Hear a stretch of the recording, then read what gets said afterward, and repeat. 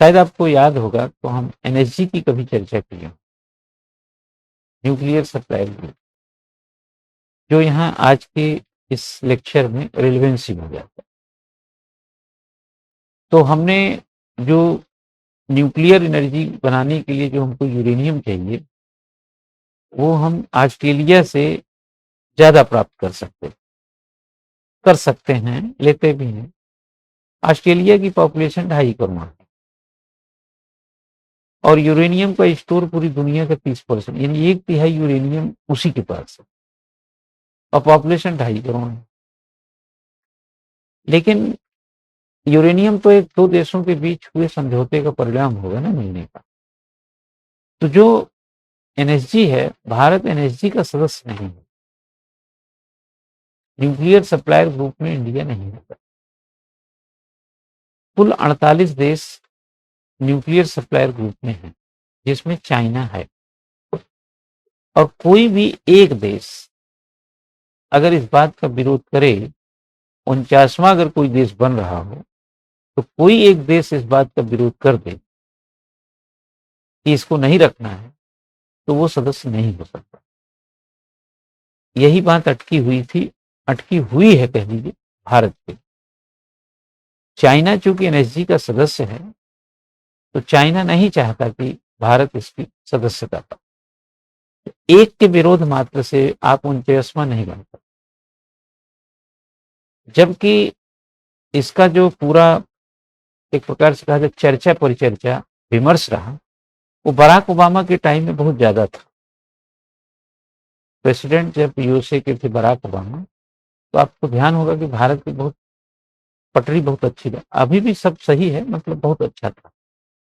और अगर आपको याद हो तो, नहीं तो पढ़े हो, तो 26 जनवरी 2015 को बराक ओबामा चीफ गेस्ट थे जो इंडियन है, और वहीं बैठ करके झांकियों की सब देखे थे। दरअसल न्यूक्लियर एनर्जी को ज्यादा, देखो ईंधन जैसे पेट्रोल नहीं तो गाड़ी नहीं चलेगी, गाड़ी कितनी भी सुंदर बनाई, गाड़ी की मतलब जो ईंधन है पेट्रोल या डीजल, वो नहीं तो गाड़ी डस्टबिन। मतलब गेट खोल के केला खाए हो तो छिलका उसमें फेंक दीजिए। अच्छा, उस गाड़ी का क्या करेंगे? जिस मान लो आपने 20 लाख की गाड़ी ले ली, बढ़िया धो धा के शीशा उसे चमका, पेट्रोल नहीं, अनब पेट्रोल बाजार में, क्या करेंगे उस गाड़ी? हाँ, वो गाड़ी कूड़ा है भाई साहब आपके घर में, जगह घेरे हुए। कभी देखे हो कि जो जूता आप नहीं पहनते हैं, वो जूता क्या करता है? वो जूता जगह घेरता है। और जो जूता पहनते हैं वो जगह नहीं घेर, आपकी जरूरत। तो गाड़ी पेट्रोल है तो जरूरत है, अब पेट्रोल खत्म हो जाएगा तो गाड़ी जगह घेरेगी। जगह घेरने वाली चीज क्यों रखेंगे? तो हटाओ उसको, कहीं धक्का उक्का दे दो कहीं पहाड़ वहाड़ से, भाई उसका क्या यूज है? भाई क्यों इतनी मोहब्बत यार? मोहब्बत करना है माँ बाप से करो, भाई बहन से करो। हाँ, शादी हो जाएगी अपनी पत्नी से कीजिए, बच्चों से कीजिए। गाड़ी घोड़ा से क्या मोहब्बत? किन टप्पा, एक बार लड़ती है आदमी भी खत्म, गाड़ी भी खत्म। हाँ, थोड़ा हल्का रखो हाथ, हर चीज के पास दीवानापन ठीक नहीं होता। जरूरत की चीज को जरूरी समझो, लेकिन दीवानगी नहीं। गाड़ी दीवानगी का विषय नहीं होना, मोहब्बत में दीवानापन अच्छा लगता है। हाँ, पिताजी ने कहा बेटा जरा 2 किलो आलू लाओ, फटाफट लाता हूँ, ये वाला दिखाओ ना। ठीक है, हमारे पूरी स्टोरी आपको थोड़ा याद दिला देते हैं। जब परमाणु परीक्षण अटल बिहारी वाजपेयी साहब के टाइम में हुआ, तो उस दौरान बच्चा परमाणु परीक्षण ही था बम का। बुद्ध मुस्कुराए थे, और 2 हफ्ते के बाद तो इस्लामाबाद यानी पाकिस्तान भी शुद्ध हो रहा था, उसने भी परीक्षण किया। और वाजपेयी साहब का ये परीक्षण पूरी दुनिया को नागवार गुजरा। पूरी दुनिया इन द सेंस पूरी दुनिया, नागवार गुजरने का मतलब है कि रिश्ते खत्म करो, हम नहीं वो। हमारा समर्थन करोगे तभी तो। कट गए, हम टापू बन गए, उसकी कीमत भी कम ज्यादा चुकाई होगी, लेकिन रक्षा सुरक्षा के आगे कई कीमतें चुकानी पड़ती हैं। ये किसी देश की अस्मिता का सवाल है तो ये करेगा, उसको लेकर के ज्यादा दिग्भ्रमित होने की जरूरत नहीं है। अब वाजपेयी साहब ने क्लियर भी किया था कि ये मैं किसी पर हमला करने के लिए नहीं किया भाई, ये मैं अपनी सुरक्षा के लिए किया, और मेरी सुरक्षा के लिए जो जरूरी है वो करेंगे। संप्रभु राष्ट्र की जो डिफिनीशन है, जो परिभाषा है, वो तो यही है ना कि हम अपनी सुरक्षा को हम ज्यादा अच्छी तरह समझेंगे ना, वनस्पति की हमको कोई समझाएगा। लेकिन उस खेल में, यानी उस काम में, जो परमाणु परीक्षण पोखरण 2, आप अगर कभी चित्र देखिए तो एक धोती कुर्ता और सदरी पहने और टोपी लगाए,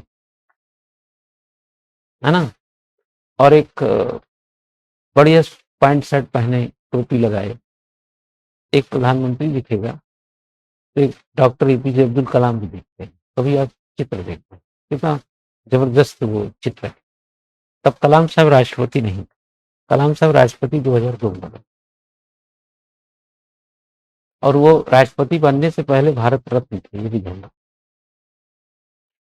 तो वो हो गया तो दुनिया हमसे कट गई। वो वही दौर था जब भारत के पास आर्थिक जो है एक समस्या का सामना भी करना पड़ा। उस आर्थिकी से निपटने के लिए वाजपेयी साहब ने उस दौर में रिटायरमेंट की एज को बढ़ा दिया। पहले सेंट्रल गवर्नमेंट के कर्मचारी 58 साल में रिटायर्ड होते थे, 60 साल। ये सन 2000 की बात बता। जब 60 साल कर दिया तो आईएएस की जो एज 28 साल, पहले भर्ती की एज 28 साल और अटेम्प्ट 4, तो उसको 30 साल कर। वाजपेयी साहब ने 30, अटेम्प्ट नहीं बढ़ाया, एज बढ़ा दिया 30 साल, कि अब 21 से 30 के बीच 4 बार बढ़। उसके बाद 2000 में, अब चूंकि आपने रिटायर्ड का एज जब बढ़ाएंगे, जब 2 साल, जो इस साल रिटायर्ड है 2 साल होगा ही नहीं, तो इधर से भर्ती के चांसेस भी घटेंगे ना।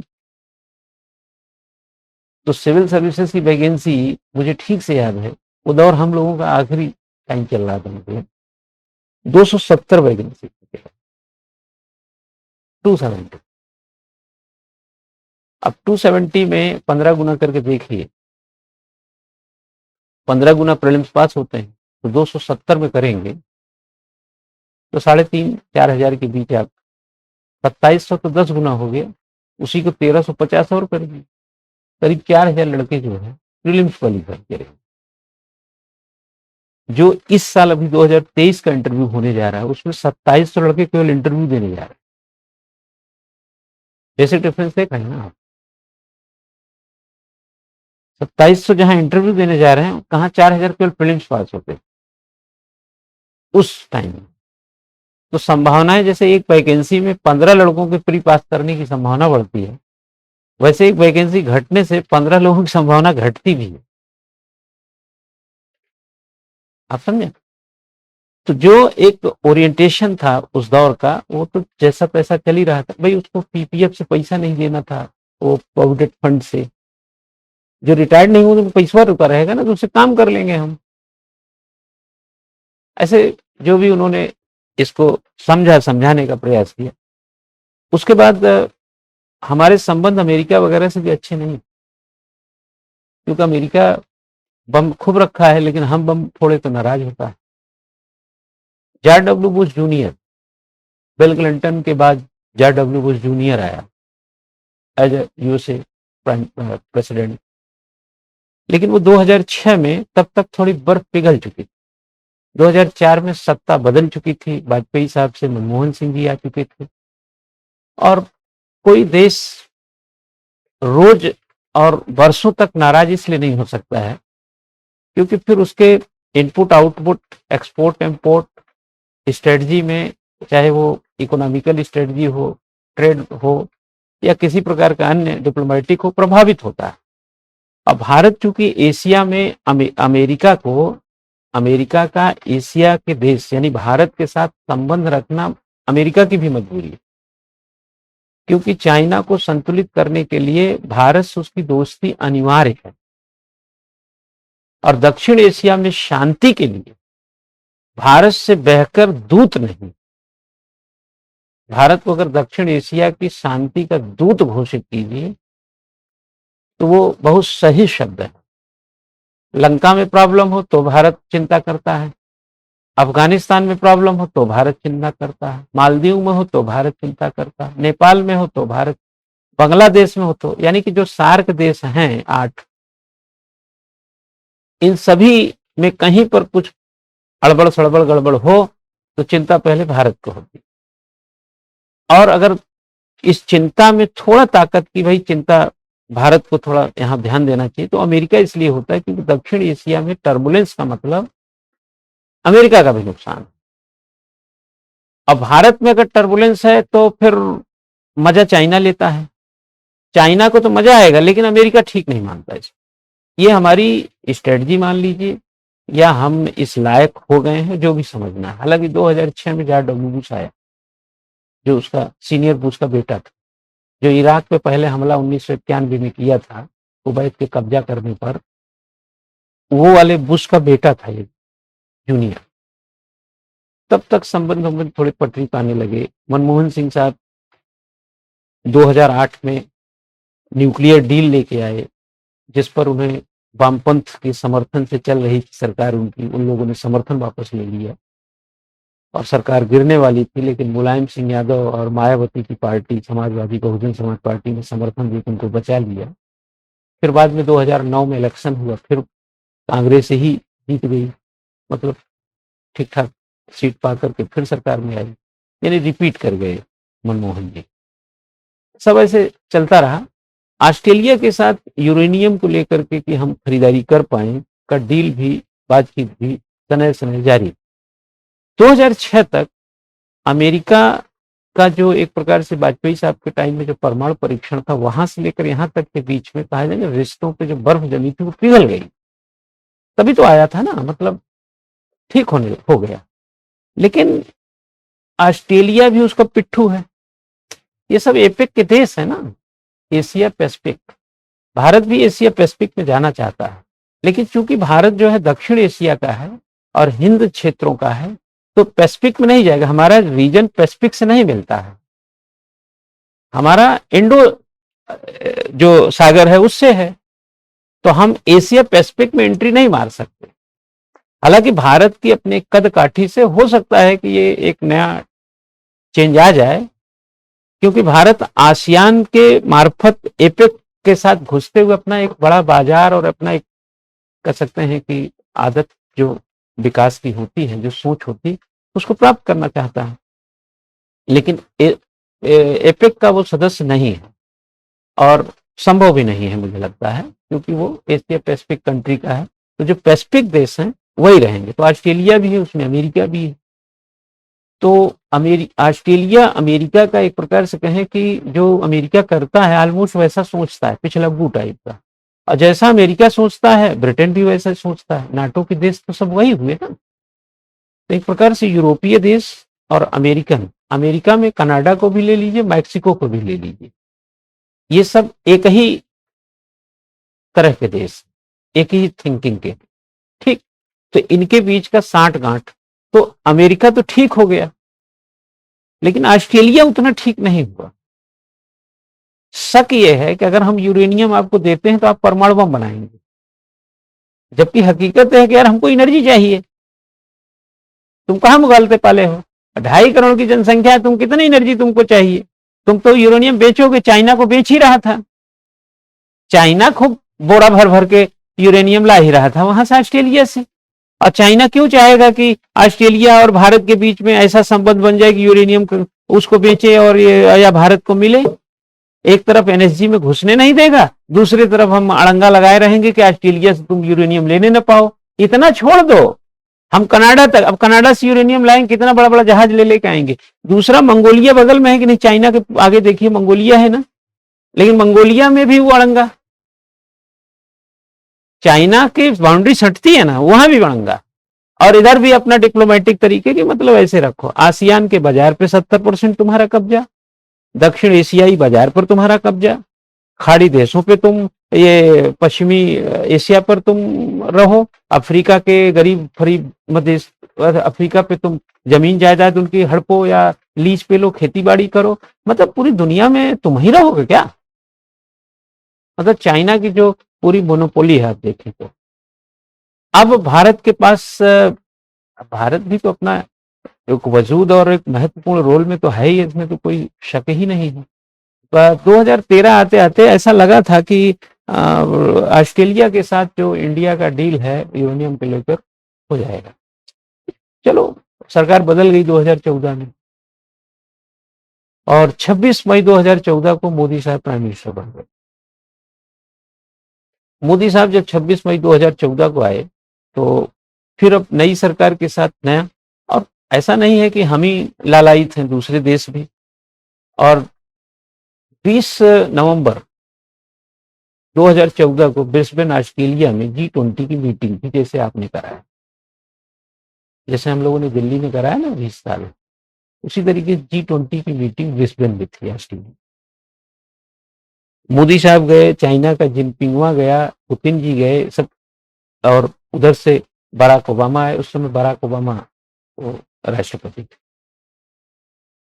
और उस समय रशिया और यूक्रेन के बीच का एक झंझट चल रहा था, कोई विमान उमान मार उड़ लिया था एक दूसरे का, सब कुछ। तो यह चर्चा भी थी कि ये मुद्दा जो है उठ सकता है उसमें G20 की मीटिंग में। अगर ये मुद्दा उठता है तो असल में क्या होता है ना, दो देशों के आपसी विवाद अगर कहीं तो, भाई यूक्रेन की तरफ कौन है, या क्रीमिया हो, यूक्रेन हो, या कोई और भी देश, किस कौन है? अमेरिका है ना। और अगर अमेरिका G20 की मीटिंग में आए और उसको ये है कि ये रसिया जो है गड़बड़ किया है, ठीक है, तो व्लादिमीर पुतिन और बराक ओबामा के बीच ठन जाएगी तो माहौल गड़बड़ हो जाएगा ना। और ऑस्ट्रेलिया चूंकि बेजमानी कर रहा है, वो भी सोचेगा यार मेरी जमीन पे ऐसा कोई विवाद पैदा ना हो, जहां मिलेंगे झगड़ा तो हम वहीं करेंगे ना, अब जमीन थोड़ी देखेंगे किसी की। भाई हमारे आपके बीच झगड़ा है, आप हमको घंटा घर पे मिले, हम वही सुनाना शुरू कर दिए। तो खाने की टेबल, नाश्ते की टेबल पे सब लोग वेट करते रहे, व्लादिमीर पुतिन मिला ही नहीं। यही पुतिन साहब बीच में मीटिंग G20 को 2014 में ब्रिस्बेन की मीटिंग G20 के सम्मेलन को पुतिन अधूरा छोड़ करके मास्को चले आए, नाश्ते की टेबल से गायब। पता किया गया भैया कहां गए हुजूर, ये तो वो आदमी है। पुतिन के बारे में आपको शायद आइडिया नहीं है। पुतिन जब कहता था, पुतिन के बारे में मैंने कहीं पढ़ा, उन्होंने कहा कि जब मैं कक्षा 9 में पढ़ता तो लेनिनग्राद की, मास्को की लेनिनग्राद की सड़कों पर चहलकदमी करते समय यह सोचता था कि अगर युद्ध तय हो जाए, युद्ध तय हो गया तो पहला पंच मैं मारूंगा। अगर यह पता चल गया कि युद्ध अब सुनिश्चित, तो पहला पंच मैं मारूंगा। 71-72 साल का व्लादिमीर पुतिन, आज की तारीख में 71 साल, वो पंच आज भी पहला ही मारता। क्या ब्रिस्बेन से जहाज लिया, रात में उड़ के चला आया मास्को। बाद में यहां से एक कहा कि मुझे नींद आ रही थी इसलिए मैं चला। मतलब कैसा कमेंट है कि मुझे नींद आ रही थी और मैं घर चला आया। ब्रिस्बेन में ना खटिया थी न कोई चारपाई थी, न सोने की कोई जगह थी उनके लिए, है ना। जो संप्रभु है, ताकतवर है, जो रिस्क ले सकता है, जोखिम ले सकता है, जो अपनी ताकत को दुनिया में नुमाइश करा सकता है, दिखा सकता है, बिना डरे रह सकता है, उसका नाम है व्लादिमीर पुतिन, है ना। एक हुआ रहा है आजकल, उसको बोलते हैं बेंजामिन नेतन्याहू। एक और उसी ढर्रे का आदमी है कि अब की बार हमास को इतना तोड़ देंगे कि 50 साल तक ये सर न उठा। अब हमको यही नहीं समझ में आ रहा कि आप 50 साल तक के लिए इंतजाम कर रहे हैं कि हमेशा के लिए कर रहे हैं। जब सब खत्म ही कर देंगे तो कब उठाएंगे वो तो पूरा खत्म करने पे तुला हुआ है। हाँ बचेगा। दिल दिया है जान भी देंगे वतन तेरे लिए, ये गाना वहां के लिए सेट है। दिल दिया है जान भी देंगे अय वतन तेरे लिए, ये गाना बेंजामिन नेतन्याहू पे फिट है, व्लादिमीर पुतिन पे फिट है, मोदी जी पे भी फिट हो जाता है। हाँ ये भी आन बान शान के लिए करते हैं, लेकिन चाइना के मामले में थोड़ा हमको लगता है और स्ट्रेटजी कुछ और होनी चाहिए।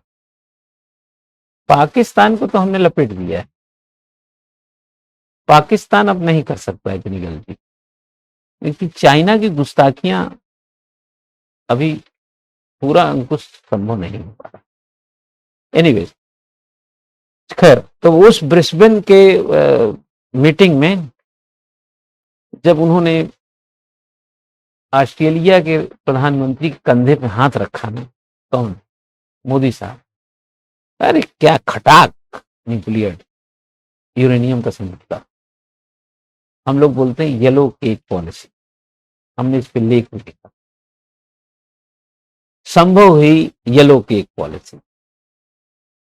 यूरेनियम थोड़ा सा पीलापन लिए होता है, तो हमने हेडिंग हमारे आर्टिकल का संभव हुई येलो केक पॉलिसी।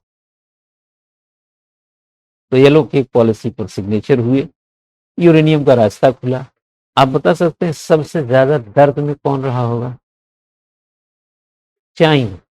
असल में डिप्लोमेटिक तरीके से आप देखें तो आज भी भारत, चाहे जिस वजह से, आज भी भारत को एनएसजी का समूह मतलब न्यूक्लियर सप्लायर ग्रुप का सदस्य नहीं, लेकिन नहीं होने के बावजूद भी भारत को न्यूक्लियर एनर्जी के मामले में चाहे ईंधन हो, तकनीक हो, ऐसा कोई खास दिक्कत नहीं। असल में न्यूक्लियर सप्लायर ग्रुप में जो 48 देशों का समूह है, अगर उसमें आप सदस्य हैं तो एक दूसरे से तकनीक को शेयर करना, एक दूसरे की जरूरतों को समझना, ये संभव है। क्योंकि भारत बाहर है तो ये संभव नहीं, लेकिन भारत बाहर होकर के अपनी इमेज के साथ ये संभव करा लेता है। बराक ओबामा बहुत कोशिश किया कि एनएसजी का सदस्य हो जाए भारत, बहुत कोशिश किया उन्होंने। मतलब अगर मुझे ठीक से पड़ताल किया जाए तो कहा जाए कि न्यूक्लियर सप्लायर ग्रुप में भारत सदस्य बने, यानी 49वां देश बने, इसमें सबसे ज्यादा प्रयास कौन किया? तो हमें लगता है बराक ओबामा। और कद काठी धीरे धीरे भारत की उत्थान और प्रगति की ओर निरंतरता लेती ही रही है, कम ज्यादा पिछले सन 1947 से। और कभी कहते हैं कि कभी एक बॉल पे आप 6 रन मारते हैं, कभी 3 बॉल खेल के भी 1 रन बनाते हैं, लेकिन ध्यान रखिए कि 3 बॉल खेल करके भी जो 1 रन बनाया गया है वो भी स्कोर में 1 रन का इजाफा ही करता है। तो 60 के दशक में जो हमारी डिप्लोमेसी थी या डिप्लोमेटिक जो इंटरनेशनल रिलेशंस थे, वह ऐसा नहीं है। वो हो सकता है 1 रन वाले रहे और आज की तारीख में 6 रन हो, लेकिन ध्यान रखना कि वो 1 रन और ये 6 रन मिलके ही 7 रन हुए हैं जो स्कोर बोर्ड पे दिखता है। ये तो संतुलन की बात है, संयोजन की बात है, समझ की बात है, और आपको जिस दौर में आप आए उस समय का देश कैसा मिला। देश मिलना भी तो जरूरी है ना, कि आप किस दौर के देश में आए। जैसे हमने बोला कि सन 2000 में सिविल सर्विसेज के सिर्फ 270 पोस्ट और 2023 में 1100 पोस्ट। 1100 पोस्ट की संभावना और 270 की संभावनाओं में बहुत अंतर है। आप किस दौर में थे? यहां 270 में 4000 लड़के प्रीलिम्स मुश्किल से पास हुए, और अगर किसी लड़के का आधा नंबर 1 नंबर कहीं से घट गया, या 271वां, जो सिविल सर्विसेज में 271वां था, वो सिलेक्ट नहीं हुआ, लेकिन आज 271वां आईपीएस बनेगा। तो ये दौर पे छोड़ दी, इसलिए चाहे सरकार सन 60 की रही, सन 80-90 की रही, या सन 2010 की रही हो, या 2020-22 या 30 की रही होगी, ये किस दौर में आपको क्या मिला उस पर निर्भर।